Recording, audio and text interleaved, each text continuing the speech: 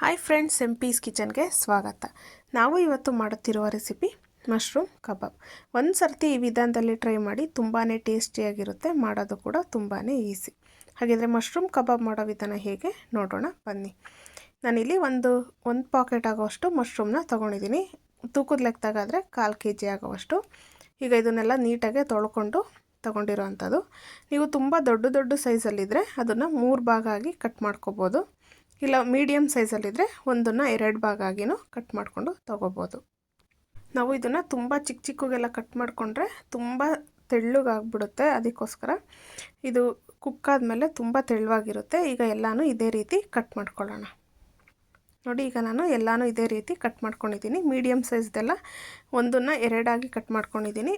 ತುಂಬ ಚಿಕ್ಕದಿರೋದೆಲ್ಲ ಹಾಗೇ ಹಾಕ್ಕೋಬೋದು. ಈಗ ಇದನ್ನು ಸೈಡಿಗೆ ಎತ್ತಿಟ್ಕೊಂಡು ನಾವು ಕಬಾಬ್ ಪೌಡರ್ನ ರೆಡಿ ಮಾಡ್ಕೊಳ್ಳೋಣ. ನಾನಿಲ್ಲಿ 1.5 ಟೇಬಲ್ ಸ್ಪೂನ್ ಆಗೋವಷ್ಟು ಮೈದಾ ಹಿಟ್ಟನ್ನ ತಗೊಂಡಿದ್ದೀನಿ. ಹಾಗೆ ನಾನು 2 ಸ್ಪೂನ್ ಆಗೋವಷ್ಟು ಕಾರ್ನ್ಫ್ಲೋರ್ನ ತಗೊಂಡಿರೋ ಅಂಥದ್ದು. ನಾವು ಈಗ ಕರೆಕ್ಟಾಗಿ 1/4 kg ಆಗೋದಷ್ಟಕ್ಕೆ 2 ಸ್ಪೂನ್ ಆಗೋಷ್ಟು ಕಾರ್ನ್ಫ್ಲೋರ್ನ ತೊಗೊಂಡ್ರೆ ಸಾಕಾಗುತ್ತೆ. 1 ಚಿಟಿಕೆ ಆಗೋವಷ್ಟು ಅರಿಶಿನದ ಪುಡಿ, ಹಾಗೆ 1/4 ಟೀ ಸ್ಪೂನ್ ಆಗೋವಷ್ಟು ಧನಿಯಾ ಪುಡಿ, ಸ್ವಲ್ಪ ಗರಂ ಮಸಾಲ ಪುಡಿ, ಹಾಗೆ ರುಚಿಗೆ ತಕ್ಕಷ್ಟು ಖಾರದ ಪುಡಿ, ಹಾಗೆ ನಾವು ಸಾಲ್ಟ್ನ ತೊಗೊಂಡಿರೋಂಥದ್ದು. ರುಚಿಗೆ ಎಷ್ಟು ಬೇಕೋ ಅಷ್ಟು ನೋಡಿಕೊಂಡು ತೊಗೊಳ್ಳಿ. ಹಾಗೆ 1/4 ಟೀ ಸ್ಪೂನ್ ಆಗೋವಷ್ಟು ಶುಂಠಿ ಬೆಳ್ಳುಳ್ಳಿ ಪೇಸ್ಟು, ಹಾಗೆ ಒಂದು ಅರ್ಧ ನಿಂಬೆಹಣ್ಣು ರಸ.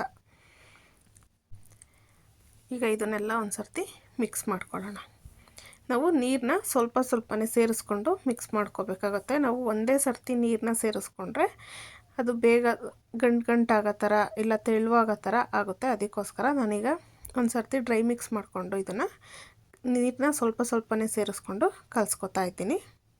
ನೀವು ಮನೆಯಲ್ಲೇ ಈ ರೀತಿ ಕಬಾಬ್ನ ಕಲಿಸ್ಕೊಂಡು ಮಾಡ್ಕೊಳ್ಳೋಕ್ಕೆಲ್ಲ ಕಷ್ಟ ಆಗುತ್ತೆ ಅಂದರೆ ನೀವು ರೆಡಿ ಪಾಕೆಟ್ ಸಿಗುತ್ತಲ್ಲ, ಆ ಕಬಾಬ್ ಪೌಡ್ರನ್ನು ಮಿಕ್ಸ್ ಮಾಡಿಕೊಂಡು ಮಾಡ್ಕೋಬೋದು. ನಾನಿಲ್ಲಿ ಫುಡ್ ಕಲರ್ ಏನೂ ಯೂಸ್ ಮಾಡಿಲ್ಲ, ಹಾಗೆಯೇ ಮಾಡಿ ತೋರಿಸ್ತಾ ಇರೋ ಅಂಥದ್ದು. ಈಗ ನೋಡಿ, ಇದು ಸ್ವಲ್ಪ ಇನ್ನೂ ಗಟ್ಟಿಯಾಗಿದೆ. ಈಗ ಇದಕ್ಕೆ ಇನ್ನೂ ಸ್ವಲ್ಪ ನೀರನ್ನ ಸೇರಿಸ್ಕೊಂಡು ಕಲಿಸ್ಕೊತಾ ಇದ್ದೀನಿ.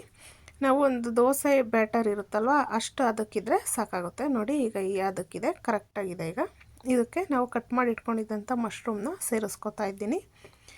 ಈಗ ಕೈಯಲ್ಲಿ ಎಲ್ಲದಕ್ಕೂ ಒಂದೋ ರೀತಿ ನಾವು ನೀಟಾಗಿ ಕಲಿಸ್ಕೋಬೇಕಾಗುತ್ತೆ.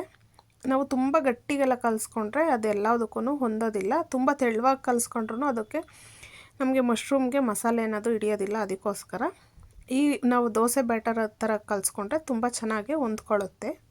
ನೋಡ್ತಾ ಇದ್ದೀರಲ್ಲ ಎಷ್ಟು ಚೆನ್ನಾಗಿ ಮಿಕ್ಸ್ ಆಗ್ತಿದೆ ಅಂತ ಹೇಳ್ಬಿಟ್ಟು. ನೀವು ಉಪ್ಪು ಖಾರನೆಲ್ಲ ಈಗೊಂದು ಸತಿ ಚೆಕ್ ಮಾಡಿಕೊಂಡು ಉಪ್ಪು ಖಾರ ಏನಾದರೂ ಕಮ್ಮಿ ಇದ್ದರೆ ಈ ಟೈಮಲ್ಲಿ ಹಾಕ್ಕೊಂಡು ನೀವು ಮಿಕ್ಸ್ ಮಾಡ್ಕೋಬೇಕಾಗುತ್ತೆ.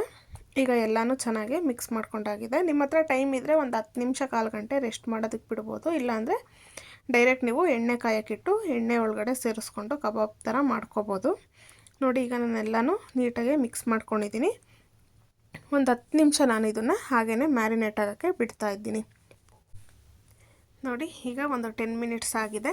ಈಗ ನಾನು ಎಣ್ಣೆನ ಬಿಸಿ ಆಗೋದಕ್ಕೆ ಇಟ್ಕೊತಾ ಇದ್ದೀನಿ. ನಾನಿಲ್ಲಿ ಒಂದು ಕಡಾಯಿ ತಗೊಂಡು ಮುಳುಗೋದಕ್ಕೆ ಎಷ್ಟು ಆಗುತ್ತೋ ಅಷ್ಟು ಎಣ್ಣೆನ ಸೇರಿಸ್ಕೊತಾ ಇದ್ದೀನಿ.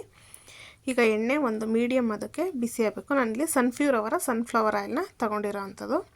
ನೋಡಿ, ಈಗ ಎಣ್ಣೆ ಚೆನ್ನಾಗಿ ಕಾದಿದೆ. ನಾವು ತುಂಬ ಹೈ ಫ್ಲೇಮೆಲ್ಲ ಇಟ್ಕೊಂಡು ಹಾಕಬಾರ್ದು, ಯಾಕೆಂದರೆ ಬೇಗ ಕಲರ್ ಚೇಂಜ್ ಆಗುತ್ತೆ, ಆದರೆ ಬೆಂದಿರಲ್ಲ. ಅದಕ್ಕೋಸ್ಕರ ಮೀಡಿಯಮ್ ಫ್ಲೇಮಲ್ಲಿ ಇಟ್ಕೊಂಡೇ ನಾವು ಈ ಕಬಾಬ್ನ ಸೇರಿಸ್ಕೋಬೇಕಾಗುತ್ತೆ. ಈಗ ನೋಡಿ, ಒಂದೊಂದೇ ನಾವು ನೀಟಾಗಿ ಸೇರಿಸ್ಕೋಬೇಕು. ತುಂಬ ಜಾಸ್ತಿನೂ ಹಾಕಕ್ಕೆ ಹೋಗಬಾರ್ದು, ಎಲ್ಲ ಒಂದಕ್ಕೊಂದು ಅಂಟ್ಕೊಂಡ್ಬಿಡುತ್ತೆ. ಅದಕ್ಕೋಸ್ಕರ ಈಗ ಮೀಡಿಯಮ್ ಫ್ಲೇಮಲ್ಲೇ ಒಂದು 2ರಿಂದ 3 ನಿಮಿಷ ನೀಟಾಗಿ ಕುಕ್ ಮಾಡ್ಕೋಬೇಕಾಗುತ್ತೆ. ನಾವು ಹಾಕಿದ ತಕ್ಷಣ ನಾವು ಜಾಲ್ದ್ರದಲ್ಲಿ ತಿರುಗಿಸೋಕೆ ಹೋಗಬಾರ್ದು, ಯಾಕೆಂದರೆ ಅದು ಎಲ್ಲನೂ ಬಿಟ್ಕೊಂಡ್ಬಿಡುತ್ತೆ. ಅದಕ್ಕೋಸ್ಕರ ನೋಡಿ, ಈಗ ಅದು ಒಂದು ಸೈಡ್ ಫುಲ್ಲು ಚೆನ್ನಾಗಿ ಫ್ರೈ ಆಗಿದೆ. ಈಗ ಇನ್ನೊಂದು ಸೈಡು ತಿರುಗಿಸ್ಕೊಂಡು ಚೆನ್ನಾಗಿ ಫ್ರೈ ಮಾಡ್ಕೋಬೇಕಾಗುತ್ತೆ.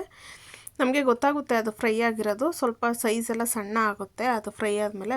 ಆವಾಗ ನಮಗೆ ಗೊತ್ತಾಗುತ್ತೆ ಇದು ಚೆನ್ನಾಗಿ ಫ್ರೈ ಆಗಿದೆ ಅಂತ ಹೇಳ್ಬಿಟ್ಟು. ನೋಡಿ, ಎಷ್ಟು ಚೆನ್ನಾಗಿ ಬಂದಿದೆ ಅಂತ ಹೇಳ್ಬಿಟ್ಟು. ನಾವು ಯಾವುದೇ ಫುಡ್ ಕಲರ್ ಹಾಕಿಲ್ಲ, ಏನೂ ಇಲ್ಲ, ಮನೆಯಲ್ಲೇ ತುಂಬ ಹೆಲ್ತಿಯಾಗಿ ಮಾಡ್ಕೋಬೋದು. ನಮಗೆ ಇದು ಹೇಗೆ ಬೆಂದಿದೆ ಅಂತ ಗೊತ್ತಾಗುತ್ತೆ ಅಂದರೆ ಸ್ವಲ್ಪ ಈ ಗುಳ್ಳೆ ಎಲ್ಲ ಕಮ್ಮಿ ಆಗಿಬಿಟ್ಟು ಬಬಲ್ಸ್ ಎಲ್ಲ ನಮಗೆ ಅದು ನೀಟಾಗಿ ಮೇಲೆ ತೇಲಿ ಬರುತ್ತೆ. ಆವಾಗ ನಮಗೆ ಪರ್ಫೆಕ್ಟಾಗಿ ಇದು ಬೆಂದಿದೆ ಅಂತ ಹೇಳ್ಬಿಟ್ಟು ಗೊತ್ತಾಗುತ್ತೆ. ನೋಡಿ, ಈಗ ಸ್ವಲ್ಪ ಚೆನ್ನಾಗಿ ಎಲ್ಲ ಇದು ಬಬಲ್ಸ್ ಎಲ್ಲ ಕಮ್ಮಿ ಆಗಿದೆ. ಈಗ ಇದು ಪರ್ಫೆಕ್ಟಾಗಿ ಬೆಂದಿದೆ.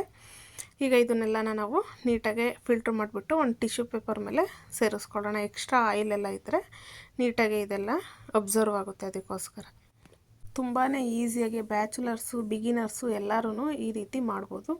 ಈಗ ನಾನ್ ವೆಜ್ ತಿನ್ನೋಕ್ಕಾಗಲ್ಲ, ಈಗ ಕೆಲವರು ಮಂಡೆ ಎಲ್ಲ ತಿನ್ನಲ್ಲ ಅಂಥವರು ಈ ರೀತಿ ಏನಾದರೂ ಬೇಕು ಅಂದಾಗ ಮಾಡಿಕೊಂಡು ತಿನ್ಬೋದು. ಚೆನ್ನಾಗಿರುತ್ತೆ, ತುಂಬ ಟೇಸ್ಟಿಯಾಗಿರುತ್ತೆ. ನೋಡಿ ನಾನಿಲ್ಲಿ ಈಗ ಒಂದು ಬೌಲ್ಗೆ ಸರ್ವ್ ಮಾಡಿ ತೋರಿಸ್ತಾ ಇದ್ದೀನಿ ಎಷ್ಟು ಚೆನ್ನಾಗಿ ಬಂದಿದೆ ಅಂತ ಹೇಳ್ಬಿಟ್ಟು. ತುಂಬಾ ಟೇಸ್ಟಿಯಾಗಿರುತ್ತೆ, ಮಾಡೋದು ಕೂಡ ತುಂಬಾ ಈಸಿ. ಮನೆಯಲ್ಲೇ ಸಿಗೋ ಇಂಗ್ರೀಡಿಯೆಂಟ್ನ ಯೂಸ್ ಮಾಡಿಕೊಂಡು ನಾವು ಮಾಡ್ಕೋಬೋದು. ನೀವೊಂದು ಸರ್ತಿ ಮನೇಲಿ ಟ್ರೈ ಮಾಡಿ ಹೇಗೆ ಬಂತು ಎಂದು ಕಮೆಂಟ್ ಮೂಲಕ ತಿಳಿಸಿ. ಹಾಗೆ ಮತ್ತಷ್ಟು ಈಸಿ ರೆಸಿಪಿಗೋಸ್ಕರ MP's ಕಿಚನ್ನ ಫಾಲೋ ಮಾಡಿ. Thank you for watching. Take care. Bye.